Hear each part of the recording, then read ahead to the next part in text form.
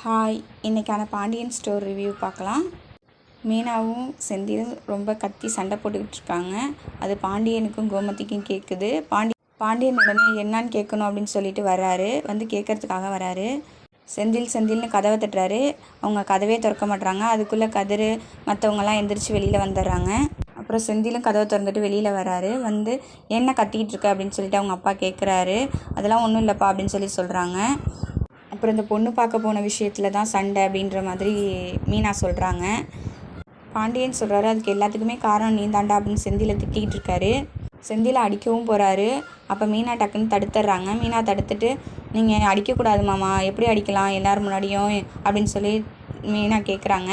அப்புறம் எல்லோரும் ஷாக்கிங்காக நிற்கிறாங்க. மீனா வந்து அவங்க அப்பாவை எதிர்த்து பேசிட்டாங்க அப்படின்னு சொல்லிட்டு திரும்பவும் செந்தில் சண்டை போடுறாரு. பாண்டியன் போய் வெளியில் நின்று வருத்தப்பட்டுட்டு இருக்காரு. என் பையனை நான் அடிக்கக்கூடாதா அப்படின்னு சொல்லி வருத்தப்பட்டுருக்காரு.